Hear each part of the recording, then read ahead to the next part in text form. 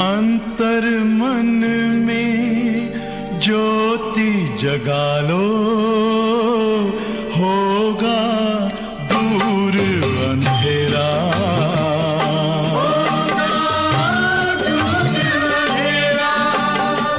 शिव का कर लो ध्यान, आ रहा पावन पुण्य सवेरा।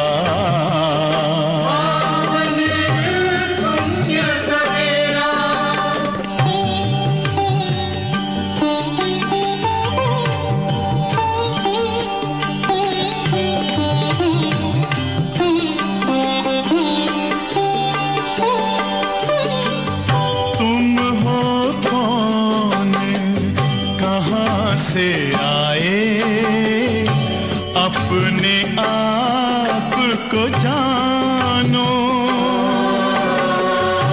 राजयोग के द्वारा अपना परम पिता पहचानो। इसी राजपथ पर चलकर पालो अपना बसेरा।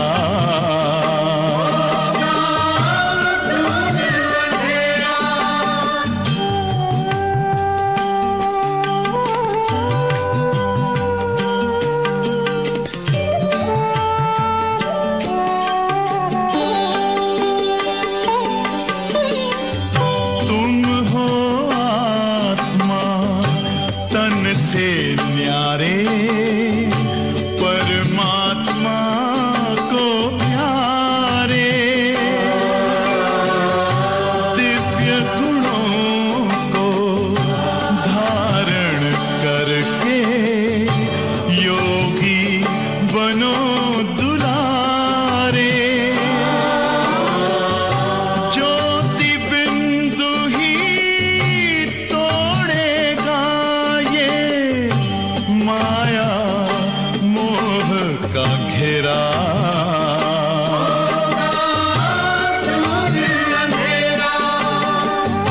अंतर मन में ज्योति जगा लो, होगा दूर अंधेरा।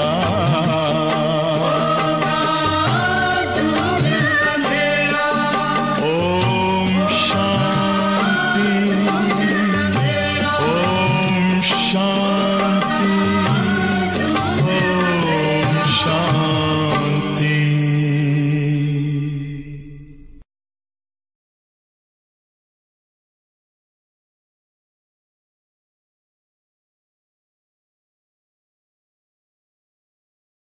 ओम शांति। मुरली की तारीख है 14/5/2021। बाप दादा कहते, बच्चे तुम्हारा ये है एक नया जन्म। सच में देखा जाए तो हम बच्चे कितने परम सौभाग्यशाली हैं, क्योंकि जब बाबा इस धरती पर आते हैं तो बाबा कहते मुझे पहचानने वाले कुटों में कोई, कोई में कोई, कोई में कोई निकलते हैं, और उसमें हम बच्चे हैं।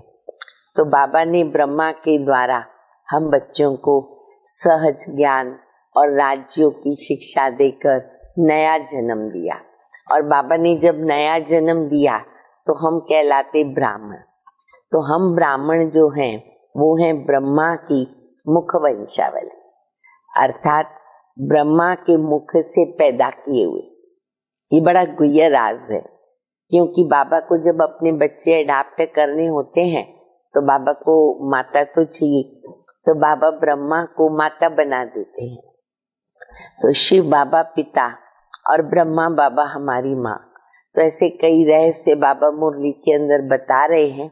बाबा कहते हैं ऐसे गुह्य राजों को तुम बच्चे जानते हो, लेकिन तुम बच्चों में भी फिर नंबरवार जानते, सब एक जैसा नहीं जानते हैं।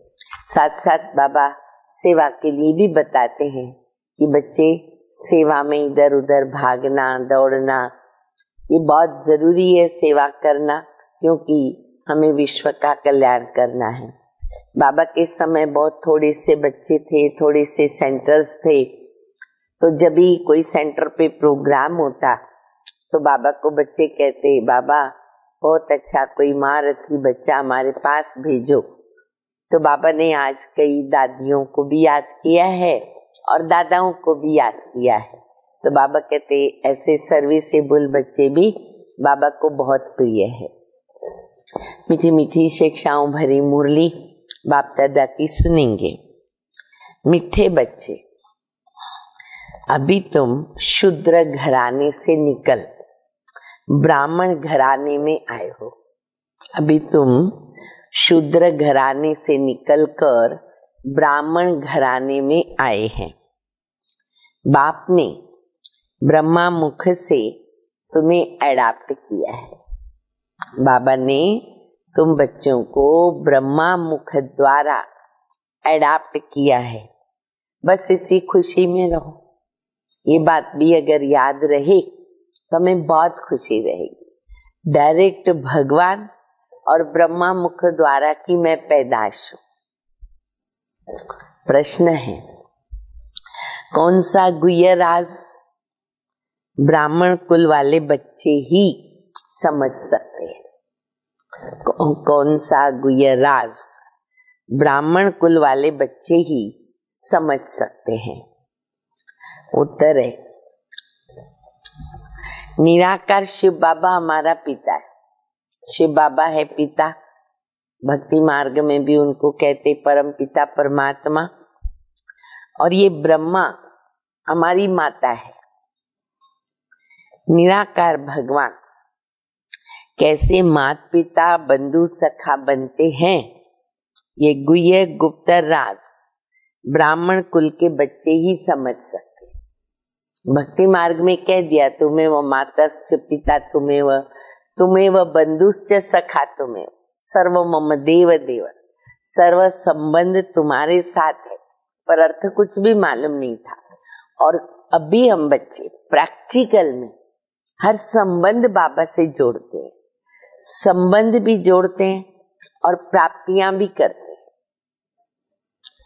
उसमें भी जो दैवी कुल के या दैवी कुल में उच्च पद पाने वाले हैं, वही ये राज यथार्थ रीति समझे। ये जो गुह्य बातें बाबा बताते हैं ना, बाबा कहते बच्चे नंबरवार समझते, क्योंकि इसके लिए चाहिए महीन बुद्धि, विशाल बुद्धि, दूरांदेशी बुद्धि। और ऐसी दिव्य बुद्धि बाबा की याद से बनती। जैसे कई बार बाबा कहते हैं कि बुद्धि रूपी बर्तन सोने का चाहिए, अर्थात शुद्ध पवित्र चाहिए, तब उसमें शेरनी का दूध अर्थात बाबा की एक ज्ञान की गुह्य बातें ठहर सकती है। ओम शांति। बच्चे बैठे हैं, समझ रहे कि हमारा बाप दादा आया हुआ है। हमारे सामने कौन है?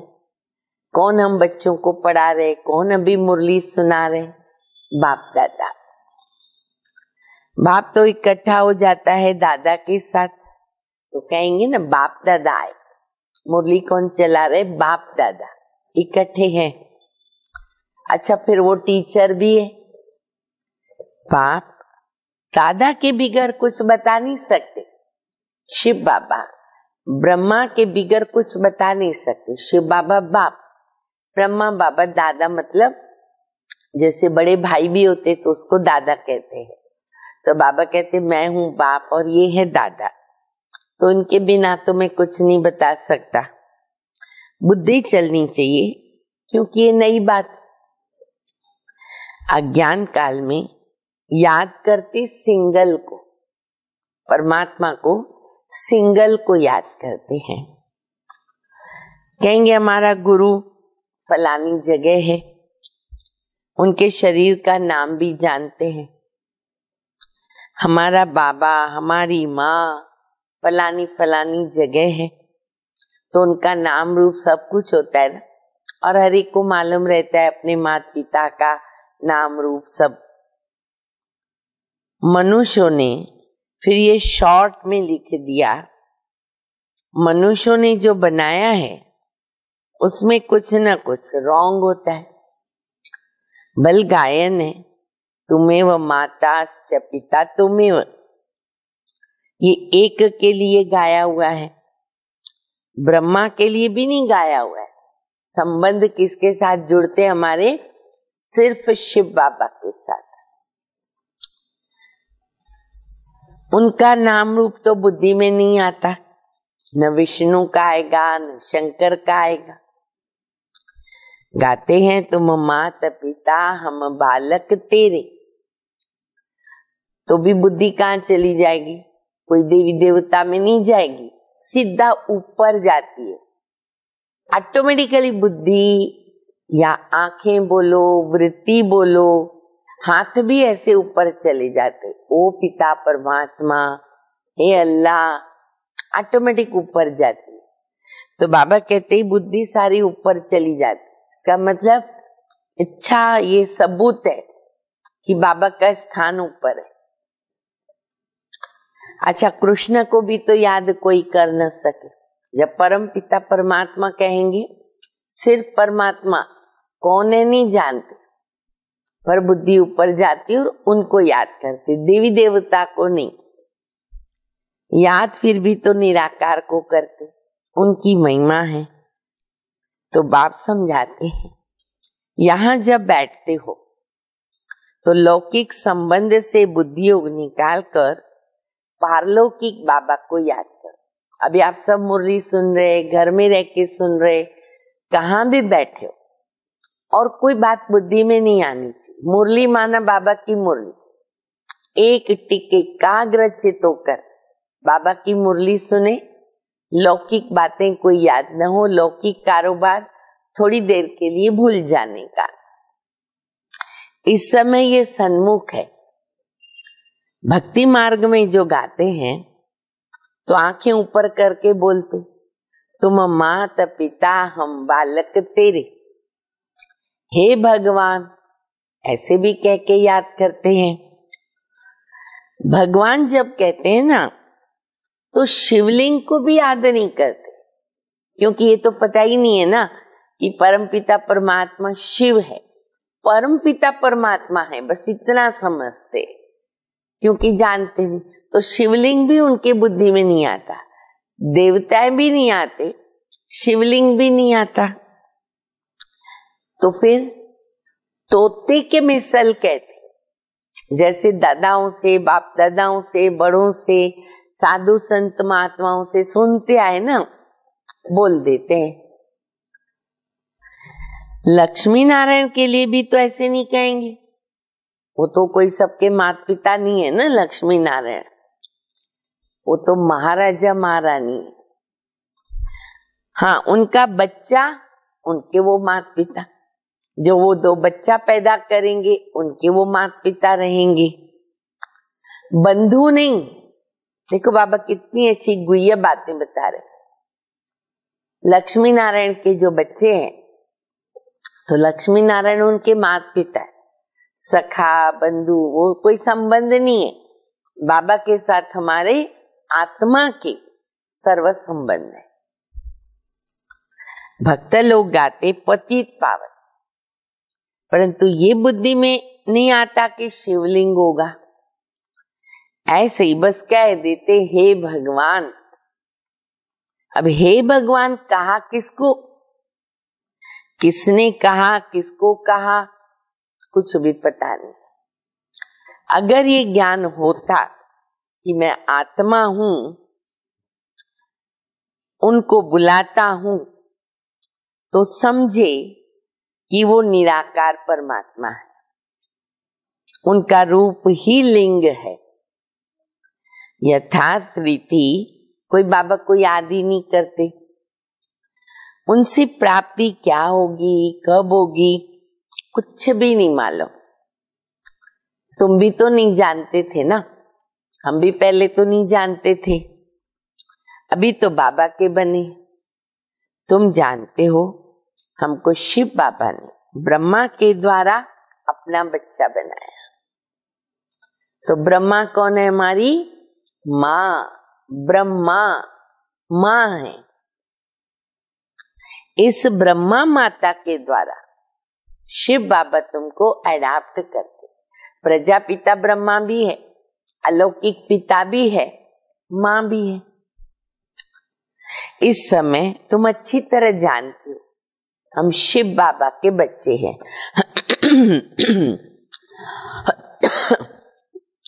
साकार में फिर प्रजापिता ब्रह्मा के भी बच्चे हैं, लौकिक, पारलौकिक, फिर ये हो जाता अलौकिक पिता। प्रजापिता ब्रह्मा के द्वारा मनुष्य सृष्टि रचते हैं। ऐसे नहीं कि कोई नई सृष्टि रचते हैं, यही सृष्टि है, उसको नई बनाते हैं। ऐसे तो नहीं कि नई रचते हैं, नहीं। इस समय आकर गोद में लेते, एडाप्ट करते।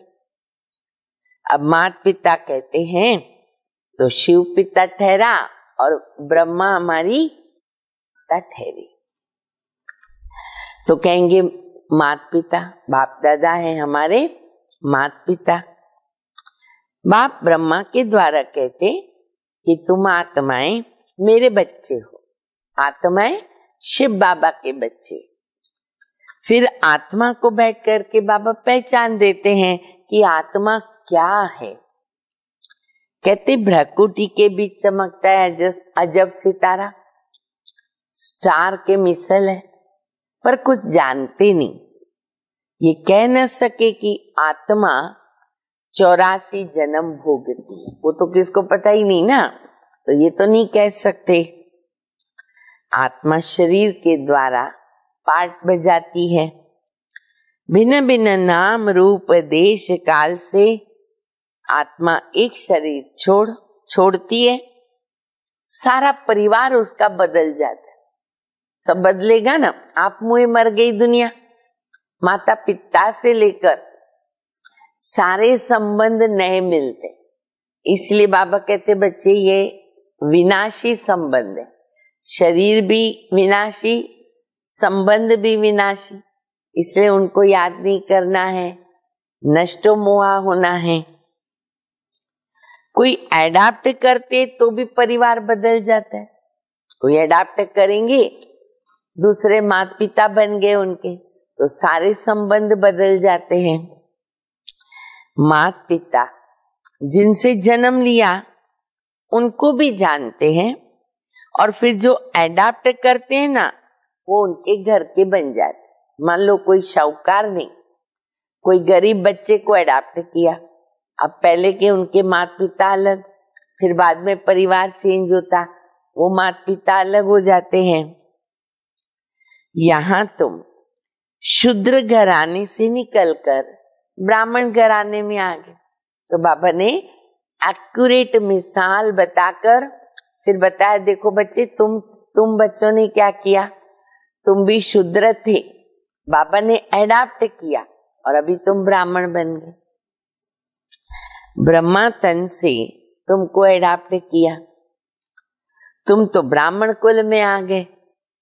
तो ये बातें शास्त्रों में तो लिखी नहीं जा सकती, कोई शास्त्र में नहीं मिलेगी ये बातें, ये समझाया जाता है। लिखने से कोई समझते थोड़ी है, लिख भी देंगे ना समझ में नहीं आएगा। अभी तुम बच्चे जानते हो हम परम पिता परमात्मा की संतान हैं, और ये हो गई माँ। बाबा बार बार पक्का करा रहे, समझा रहे कि मैंने एडाप्ट किया ब्रह्मा द्वारा, तो ये हो गई माँ। ब्रह्मा को प्रजापिता भी कहते हैं, पिता भी है माँ भी है। इस द्वारा तुम बच्चों को एडाप्ट करता हूं। ये कितनी गुह्य बात है, नया तो कोई समझ ही नहीं सके, सिवाय सन्मुख के कोई समझ न सके। बैठ कर के अच्छी तरह कोई सन्मुख समझेगा तब जाकर उसकी बुद्धि में बैठेगा, और वो भी अगर हमारे दैवी कुल की आत्मा होगी तो इन गुह्य रहस्यों को वो समझ सकती है। नए किसी के बुद्धि में तो बैठ ही नहीं सकता ना, जो दैवी कुल में उच्च पद पाने वाले होंगे वही समझेंगे। नयों को नहीं बैठ सकती, न बुद्धि में बैठेगा और न किसको समझा सकेंगे। अच्छा, फिर तुम्हारे में भी नंबरवार पुरुषार्थ अनुसार है, जिनकी बुद्धि में बैठता है। गाया जाता तुम्हें व माताश्च पिता तुम्हें। देखो कितनी बार बाबा ने ये 2 बात रिपीट की, तुम्हें व माताश्च पिता तुम्हें। तुम माता पिता हम बालक थे। तो याद किया जाता है शिव बाबा को। फिर कहते तुम माता पिता हम बालक तेरे। तो एक बाप तो मात पिता वो कैसे? अब ये बातें और कोई तो समझा नहीं सकते ना, कितनी गुह्य बातें। माता भी है, पिता भी है, तन भी मेल का है, उसके बावजूद भी तो वो कैसे है हम बच्चे ही समझ सकते। और हम बच्चों में भी नंबरवार, जैसे शास्त्रों में व्यास ने जो भी लिखा ना, मनुष्य ने कंठ कर लिया, वैसे तुमको भी कहेंगे तुमको कोई ने बताया है और तुमने कंठ कर दिया। नए मनुष्य के लिए समझना बड़ा मुश्किल। आके बैठेगा, कहेगा पता नहीं ये क्या बोलते हैं, हमारी भाषा भी वो समझ नहीं सकते। यहाँ रहने वाले भी कोई किसको इतना भी समझा नहीं सकते। तुम आत्मा हो, तुम्हारा बाप परम पिता परमात्मा है, वो बेहद का बाप बेहद का वर्षा देते हैं। वर्षा दिया था, फिर पुनर्जन्म लेते लेते 84 जन्म पूरे हो गए। अभी बाप फिर से वर्षा देने आए हैं। ये किसको समझाना कितना सहज, देखा जाए तो कितना सहज है समझाना, फिर भी सबको नहीं आता एक जैसा। तुम माता पिता किसको कहते हो? विचार करने की बात है ना, क्यों कहते हो, किसको कहते हो? ब्रह्मा द्वारा अडॉप्ट करते हैं ना। अच्छा, फिर माँ भी तो जरूर चाहिए। तो जो अनन्य बच्ची होती है, ड्रामा प्लान अनुसार उनको जगदम्बा का टाइटल मिल गया, बाबा देते हैं। फिर ब्रह्मा का तन मेल का है और सब बच्चों को संभालना। और बाबा ने देखो नारी बहन माता के ऊपर कलश रखा, तो यज्ञ में सब दादियां छोटी छोटी उम्र की, तो इसीलिए बाबा ने फिर किसको मुकर्रर किया? जगदम्बा माँ सरस्वती को। तो फिर माँ चाहिए, तो फिर जगदम्बा को टाइटल दिया। मेल को जगदम्बा नहीं कह सकते, उनको तो कहेंगे जगत पिता। इनका प्रजापिता नाम मशहूर है। अच्छा, प्रजा माता कहाँ, प्रजापिता प्रजा माता कहाँ? तो एडॉप्ट किया जाता है माता को। आदि देव है, फिर आदि देवी को मुकर्रर किया जाता है। जगदम्बा तो एक ही है, उनकी महिमा है। जगत अम्बा पर कितना मेला लगता है। जगदम्बा, हाँ देखो दुनिया में भी देखो कितना उनका गायन पूजन और मेला भी लगता है, परंतु उनके ऑक्यूपेशन को तो कोई जानता नहीं ना। कलकत्ते में काली का मंदिर है, बॉम्बे में जगदम्बा का मंदिर है, शक्ल अलग अलग है। जगदम्बा कौन है कोई भी नहीं जानता। अच्छा, उनको भगवती भी कहते, श्री लक्ष्मी श्री नारायण बनते तो भगवती भी कहते। अब जगदम्बा को भगवती नहीं कह सकते, जब वो जगदम्बा है तब वो भगवती नहीं है, वो तो ब्राह्मणी है। क्योंकि संगम युग पर माँ सरस्वती हमारी बनती है जगदम्बा, तब तो वो संपन्न बनने के पुरुषार्थ में रहते हैं। तो बाबा कहते इस समय उनको भगवती नहीं कह सकेंगे। हाँ, ज्ञान ज्ञानेश्वरी क्या बनती है? ज्ञान ज्ञानेश्वरी। उनको ज्ञान मिलता है बाबा से। तुम सब जगदम्बा के बच्चे हो, ज्ञान सुनकर सुनाते भी हो। तुम्हारा धंधा ही ये, पकड़ के चलो हमारा ये धंधा। तो धंधे वाला धंधे के भी घर नहीं चल सकता, कमाई कैसे होगी? तो धंधा तो करना है हमको। तुमको ईश्वर पढ़ाते, कोई मनुष्य नहीं पढ़ाते हैं। ये ब्रह्मा भी तो मनुष्य है। मनुष्य कोई को पावन नहीं बना सकते। मनुष्यों की बुद्धि इतनी डल है, कुछ भी नहीं समझते। पतित पावन तो ही की बाप है। वह आते हैं पतितों को पावन बनाने। ये सारी दुनिया तमो प्रधान है, सब पतित है। नई दुनिया पावन और पुरानी दुनिया पतित। पुरानी दुनिया में नरकवासी और नई दुनिया में स्वर्गवासी। बुद्धि भी कहती है सतयुग में सिर्फ भारतवासी और देवी देवताएं होते और कोई भी नहीं, एक ही धर्म। अभी तुम बच्चों को ये ज्ञान मिला है। नई दुनिया में पहले सूर्यवंशी देवता होते हैं, फिर त्रेता में आ जाओ तो क्या बन जाएंगे? चंद्रवंशी बनेंगे। तो सूर्यवंशी पास्ट हो गए, वही सूर्यवंशी चंद्रवंशी बनते हैं और एडिशन भी होती है, तो वो पास्ट हो गया। अच्छा, फिर चंद्रवंशी के बाद और नीचे आए। देखो बाबा कैसे चक्कर में लेके आते, घुमाते हैं ना, वो मेरी गो राउंड होता है ना, उसमें ऊपर नीचे से घूमते रहते हैं। तो ऐसे बाबा हमको मुरली के अंदर भी चक्कर लगवाते हैं। तो बाबा कहते चंद्रवंशी के बाद तुम बनते हो वैश्यवंशी। अच्छा, आते हैं बरोबर लक्ष्मी नारायण का राज्य था, वैश्यवंशी, शूद्रवंशी, ब्राह्मण, फिर देवता। तो वहां लक्ष्मी नारायण का राज्य था।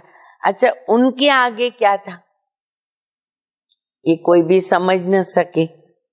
तुम बच्चों को बाबा ने चक्र का राज समझाया है। द्वापर में वैश्यवंशी और कलयुग में शूद्रवंशी। अब तुम जानते हो कि अभी हम कौन है?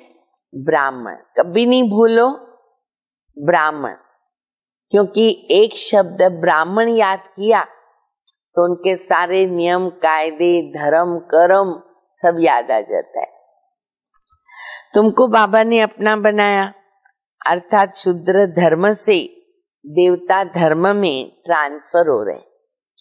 अब सूर्यवंशी चंद्रवंशी तो है ही नहीं ना, और न कि लक्ष्मी नारायण का राज्य है न राम राज्य है। अब तो कलयुग का अंत है। कलयुग के बाद फिर सतयुग आएगा।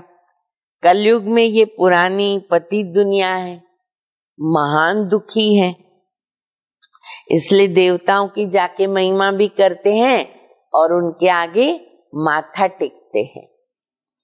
अच्छा, लक्ष्मी नारायण को ये राज्य किसने दिया? कोई भी बता नहीं सकेगा, कोई के भी ख्याल में नहीं आएगा। क्यों? ये बुद्धि में यही है, कलयुग अभी बच्चा है, 40,000 वर्ष पड़े हैं, इसलिए ख्याल आता ही नहीं है किसी को, इसको बुद्धि में नहीं आएगा। अभी तुमको ये ख्याल आता है, बाबा ने सारा ज्ञान दे दिया तो हमारा ख्याल चलता रहता है। कई बच्चे कहते हैं हमें ना याद नहीं रहती। बाबा ने देखो बहुत अच्छा रास्ता बताया। कई कहते हैं हमारा योग नहीं लगता, याद नहीं रहती। क्यों नहीं रहती?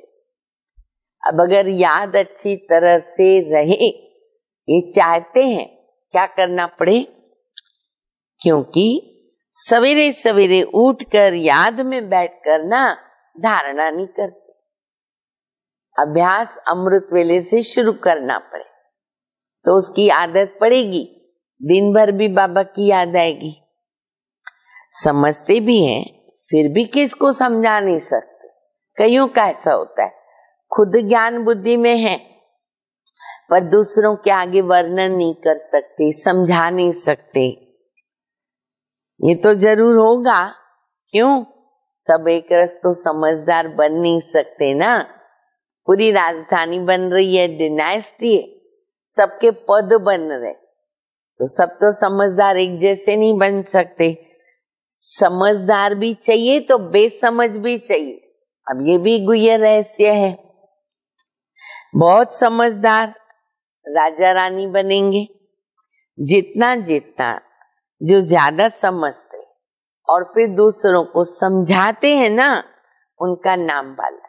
अब ये याद रखो, उच्च पद पाना है, ज्ञान को समझना है, समझाना है, योग भी बराबर चाहिए। प्रदर्शनियां होती है ना, तो लिखते बाबा फलानी को भेजो। बाबा के समय प्रदर्शनी बहुत बड़ी बात थी। अभी तो देखो प्रदर्शनी एक व्यक्ति भी अकेला कर लेता है, तभी तो प्रदर्शनियां भी बहुत अच्छी बनती थी। स्वर्ग नर्क संगम युग सब खड़ा करते, ट्रांसलाइट्स बहुत होते थे। तो प्रदर्शनी में भी ना गाइड्स को दूसरे दूसरे दूर दूर से सेंटरों से बुलाते थे। हमें भी याद है बचपन में, यहाँ मुलुंड में रहते बॉम्बे तक हम जाते थे प्रदर्शनी समझाने के लिए, और बड़ा मजा आता था, बड़ा नशा, बड़ी खुशी रहती थी। तो बाबा कहते प्रदर्शनी होती है ना, तो लिखते हैं बाबा फलानी को भेजो। तो क्या तुम नहीं समझा सकती हो? बाबा उनकी प्रैक्टिस ज्यादा है ना, हम है ना थोड़े कच्चे हैं। ऐसे बच्चे फिर बाबा को बोलते। बाबा खुद भी कहते कहाँ से भी निमंत्रण मिलता है तो लिख कर भेजो, कौन कौन है, तो फिर हम देखेंगे कि किस किस को भेजना चाहिए। अच्छा ठीक है, प्रोग्राम मिलते हैं, निमंत्रण मिलते, बताओ बाबा को कैसा प्रोग्राम है, क्या है, उस हिसाब से बाबा भेजेगा। सन्यासी भी इस निमंत्रण पर हैं क्या? आपने जो निमंत्रण भेजा उसमें कोई सन्यासी आने वाला, साधु आने वाला, कौन लोग आने वाले हैं, उस पर डिपेंड होता है ना। फिर बहुत अच्छी ब्रह्मा कुमारी भेजेंगे। अगर बड़ा प्रोग्राम है ऐसा, उस टाइप के लोग आते, तो देखो बाबा ने याद किया दादियों को। कौन? अच्छा कुमार का प्रकाशमणि दादी, मनोहर दादी, गंगे है, गंगे दादी जो यूपी जोन के इंचार्ज रहे, उनमें से किसी को भेज देते। बच्चे तो ढेर है। फिर दादाओं को याद किया, जगदीश भाई को भेज दो, रमेश भाई को भेज दो। तुम भी समझते हो, एक दो से होशियार है, जैसे जज मैजिस्ट्रेट होते एक दो से होशियार होते हैं, गवर्नमेंट जानती है एक दो से होशियार है, तब तो केस एक दो के ऊपर जाते हैं। फिर हाई कोर्ट में जाते, फिर उनसे भी ऊपर जाते। उसने भी जजमेंट ठीक न दी ना, तो फिर ऊपर जाते हैं। तो उनके ऊपर तुम रहम करो। अब ये बातें यहाँ होती नहीं, सतयुग त्रेता में होती नहीं। फिर द्वापर में राजा रानी का राज्य होता, तो फैसला राजा रानी करता। वहां तो महाराजा महारानी ही केस संभालते हैं, केस होंगे भी थोड़ी।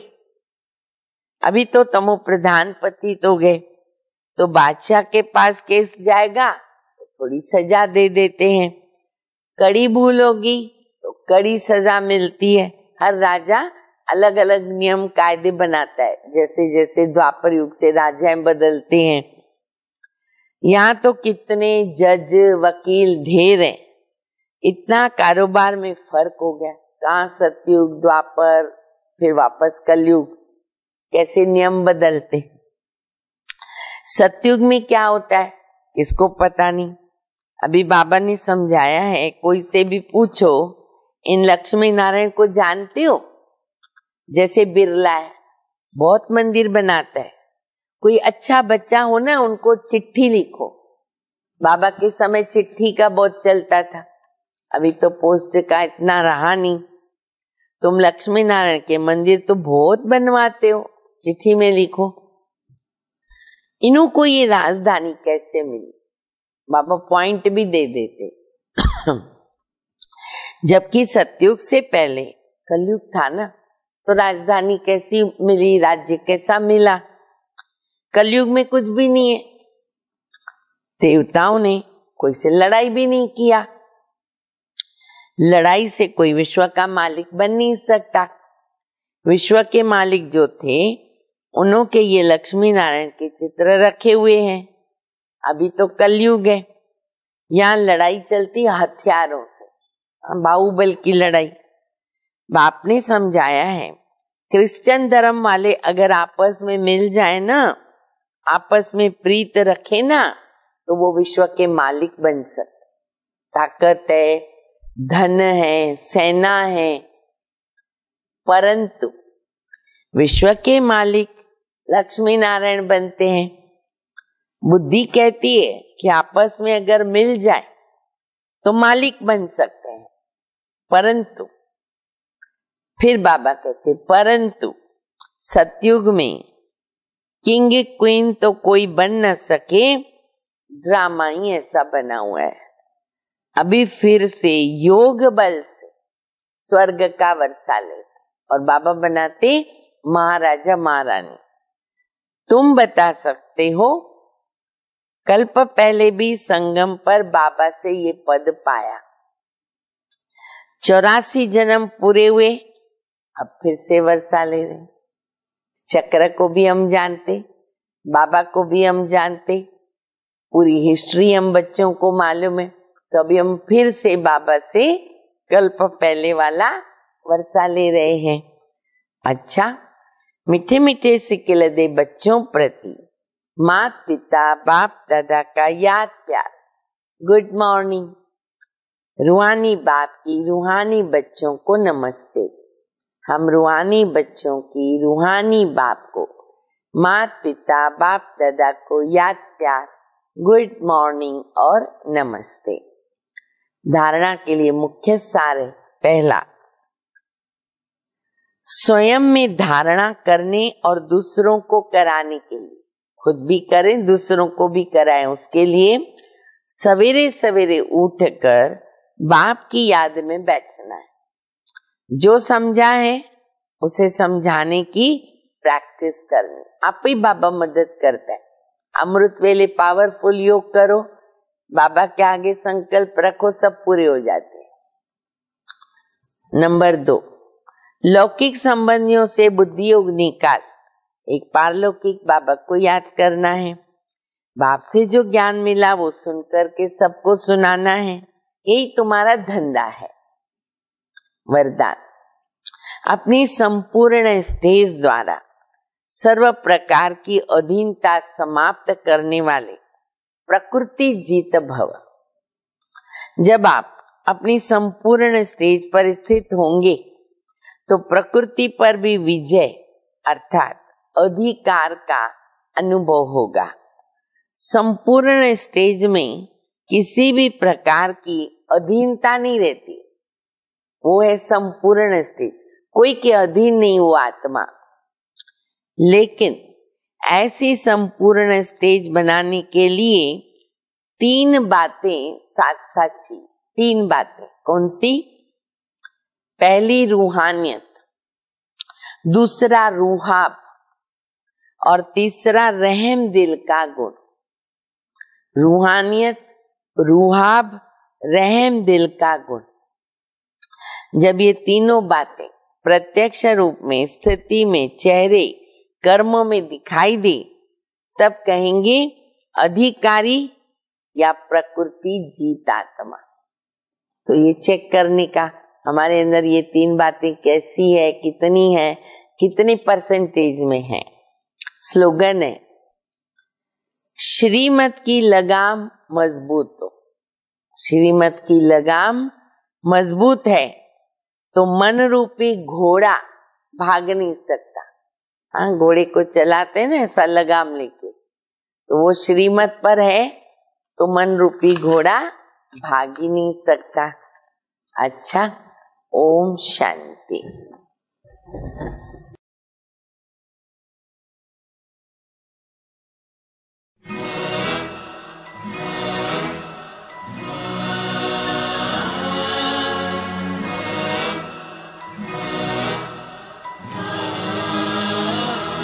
तपते मन को मेरी आत्म तृप्ति मिली, बुझ रहे दीप को जैसे दीप्ति मिली।